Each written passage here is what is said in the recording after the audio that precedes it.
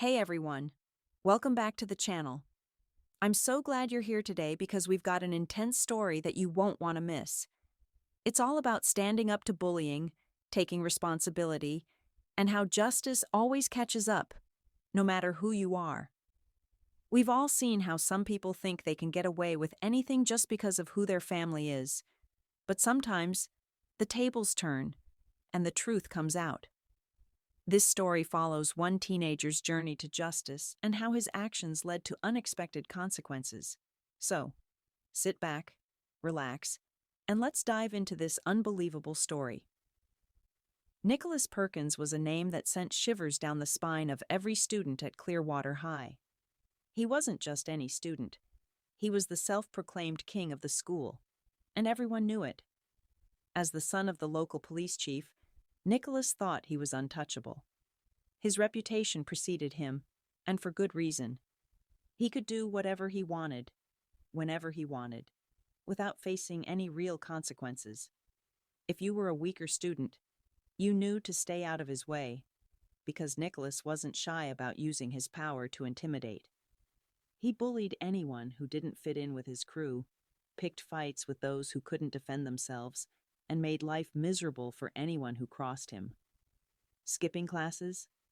That was just another normal day for Nicholas. Wreaking havoc around town? That was his idea of fun. The scariest part? No one dared challenge him. Teachers were too afraid to discipline him, and local store owners turned a blind eye to his antics. After all, he was the son of the police chief. Who was going to stop him? Then, there was Elijah Carter, a 17-year-old who had just moved to Clearwater and had no idea who Nicholas Perkins was. Elijah was quiet, well-mannered, and completely focused on his own life. He was the son of the newly elected mayor, Lauren Carter, so he wasn't used to being caught up in the kind of chaos that Nicholas thrived on. Elijah had barely settled into his new life in Clearwater when he became aware of the dark side of the town, Nicholas's reign of terror.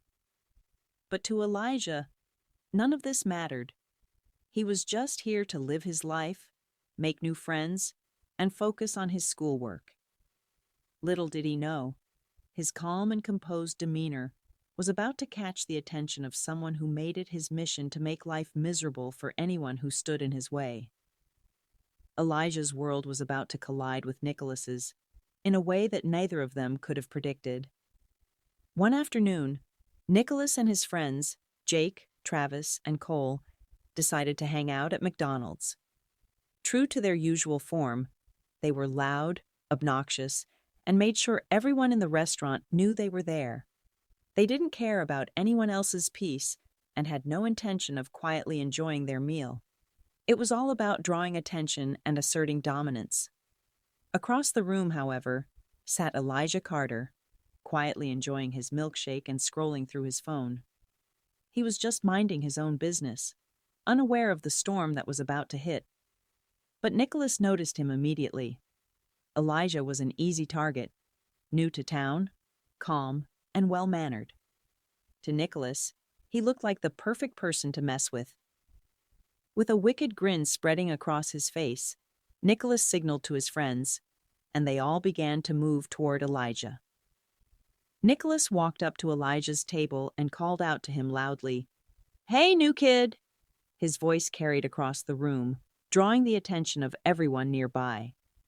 Elijah, confused, glanced up from his phone. "You think you're too good to sit with us?" Nicholas taunted, a cruel edge in his voice. Elijah, trying to stay calm, replied, "I'm just here to eat, man. I'm not bothering anyone."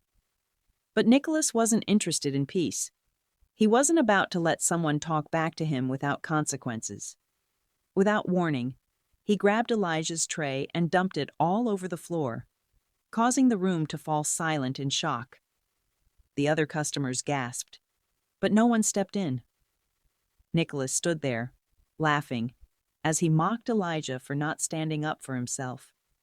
Elijah clenched his fists but remained calm, trying to avoid escalating the situation. However, Nicholas wasn't finished. "What's the matter? Scared?" he taunted, pushing Elijah to the brink. Elijah stood up, staring Nicholas directly in the eyes. "I'm not scared of you," he said firmly, trying to de-escalate the confrontation. But that was all the provocation Nicholas needed. With a swift motion, he swung his fist and punched Elijah square in the jaw, sending him crashing to the floor. The room erupted into chaos, with people shouting, some pulling out their phones to record the scene. Nicholas stood over Elijah, laughing arrogantly as if he had won. But what he didn't realize was that this was just the beginning of his downfall. The scene quickly escalated, and the chaos in the restaurant reached a boiling point. But this time, something was different. A customer, visibly shaken by the attack, dialed the police. Within moments, sirens could be heard approaching, and the atmosphere shifted from stunned silence to nervous anticipation. When the officers arrived, they didn't waste any time. One of the officers, a seasoned cop named Carter, immediately recognized Elijah sitting on the floor, nursing his injured jaw. "That's Elijah Carter," he said under his breath. "He's the mayor's son." Nicholas, still standing over Elijah with a smirk, tried to act tough, as if the situation was beneath him. "You really think you can do anything to me?" he sneered. "Do you know who my dad is? My dad's the police chief. You can't touch me." But Officer Carter wasn't intimidated. He stepped forward, his gaze unwavering. "Move aside, Nicholas," he said firmly. "You're coming with us." Instead of letting Nicholas off the hook, Officer Carter did something no one expected. He arrested him for assault. Nicholas was in shock. His mind raced as he tried to process what was happening. For the first time in his life, his father's influence couldn't protect him. "You can't do this," Nicholas protested. But the officers didn't budge. They knew they had to take action. Just then, in a shocking twist, Mayor Lauren Carter herself arrived at the scene. She stepped out of her sleek black car, her heels clicking against the pavement as she made her way over. Furious and determined, she walked straight up to Officer Carter and demanded, "Where is my son?" When the officer pointed her toward Elijah, she took a brief moment to assess the situation before turning her gaze to Nicholas, who stood stunned. "Take him to the station," she commanded coldly. "I'll handle the rest." Soon after, Chief Perkins arrived at the scene, but this time, he wasn't there to save his son. The mayor made it clear, her voice firm and unyielding. "Nicholas will face the consequences." This was a turning point, a public and powerful moment that showed the town that no one, not even the son of the police chief, was above the law. The court hearing was swift, and the evidence against Nicholas was undeniable. Multiple videos from the McDonald's incident showed his unprovoked attack on Elijah, and there was no way to spin it. Nicholas sat in the courtroom, his arrogance replaced by a growing sense of disbelief as the judge delivered his sentence. The punishment was clear: community service, anger management classes, and probation. It was a wake-up call that no amount of privilege or family connections could protect him from the consequences of his actions. The judge's words were firm and resonated throughout the room. No one is above the law. It was a powerful statement, a reminder that justice would always prevail, no matter who you were or who your family was. Elijah recovered quickly from the attack, both physically and emotionally. His calm demeanor in the face of adversity became an inspiration to the town of Clearwater. While many people might have been intimidated or sought revenge, Elijah handled the situation with dignity and courage. He refused to let Nicholas's actions define him.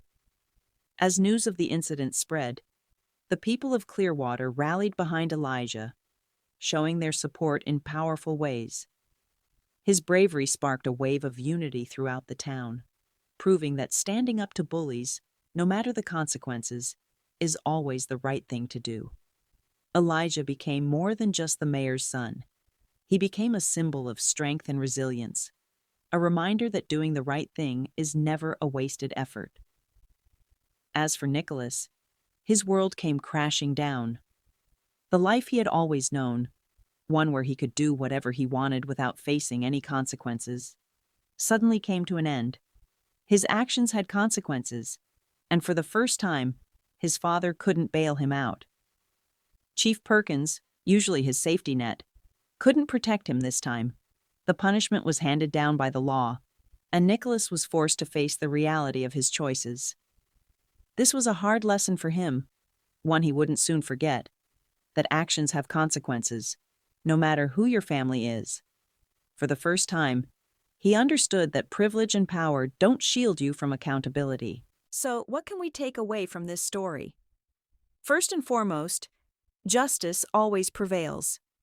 No matter how powerful you think you are or who your family is, you can't escape the consequences of your actions. Nicholas learned that the hard way. But Elijah's courage and resilience were the real heart of this story. His ability to stand up to bullying and stay true to himself is a reminder to us all that we can make a real difference when we refuse to let bullies win. It's about doing the right thing, even when it's hard. Thank you so much for watching.